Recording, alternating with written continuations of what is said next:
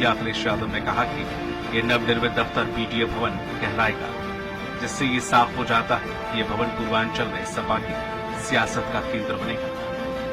हमारे साथी बहुत सारे सुझाव दे रहे थे कि ये जो स्थान बना है, घर है, पार्टी कार्यालय है, इसका नाम क्या हो।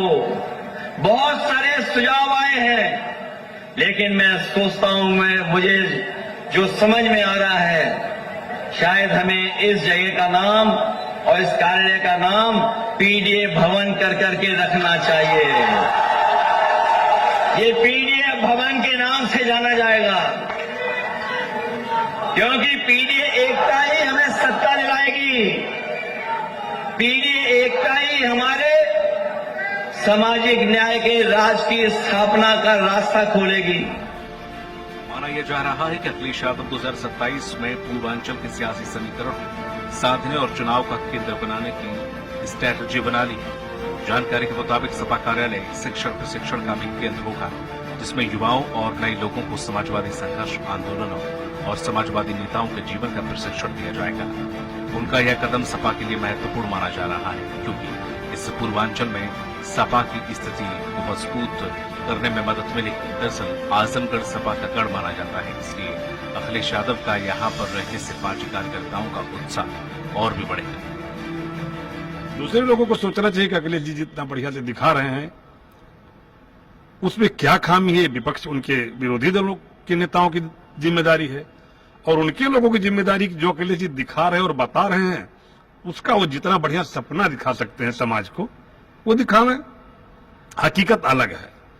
राजनीति के नाते कोई कुछ भी कह दे, अखिलेश जी को पीडीए की चिंता है, इसमें दो राय नहीं है। लेकिन अखिलेश जी सरकार में जब रहे हैं तब पीडीए की परवाह नहीं किए हैं, इसीलिए लोगों को यकीन कम होता है। अखिलेश यादव के इस मिशन पर भाजपा के वरिष्ठ नेता और गोरखपुर भाजपा के क्षेत्रीय अध्यक्ष सहजानंद राय ने पलटवार किया है। उन्होंने कहा है कि क्या अखिलेश यादव अपने उस मंच की तस्वीर नहीं देखी जहां पर अखिलेश यादव कार्यक्रम कर रहे थे। दरअसल अखिलेश यादव के मंच पर या तो उनका परिवार था या फिर उनके समाज के लोग, इसलिए अखिलेश यादव का पीडीए का मतलब परिवार डेवलपमेंट अथॉरिटी मात्र है।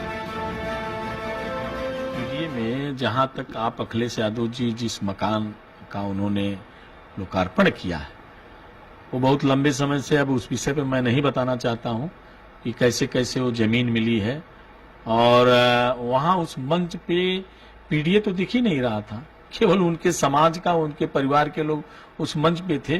केवल अखिलेश यादव जी अपने भाषण में पीडीए की बात करते हैं, लेकिन साथ नहीं रखते, केवल बातों में वो कहते हैं। इसलिए वो पीडीए के जो दाव चल रहे हैं वो पूर्वांचल के लोग जानते हैं, और मैं आपको स्पष्ट बता दूं कि वो आजमगढ़ की धरती है। अगर बात करें पूर्वांचल की, तो चाहे वहां पर मोदी लहर हो या योगी का, पूर्वांचल का आजमगढ़ हमेशा समाजवादी पार्टी का गढ़ रहा है। हालांकि पूर्वांचल का ही गोरखपुर सीएम योगी का घर और गढ़ दोनों ही, इसलिए इसके जवाब में अखिलेश यादव आजमगढ़ में अपनी पैठ बनाना चाहते हैं, ताकि मिशन 2027 में कुर्सी के लिए कोई कसर न छोड़ सके। जैसे केंद्र का रास्ता उत्तर प्रदेश से होकर के जाता है, वैसे उत्तर प्रदेश विधानसभा चुनाव में यहाँ की गद्दी के लिए रास्ता पूर्वांचल से होकर के गुजरता है। अगर आपने पूर्वांचल पे जीत हासिल कर ली है तो ये मान के चलिए कि राजधानी लखनऊ की गद्दी आपके नाम है।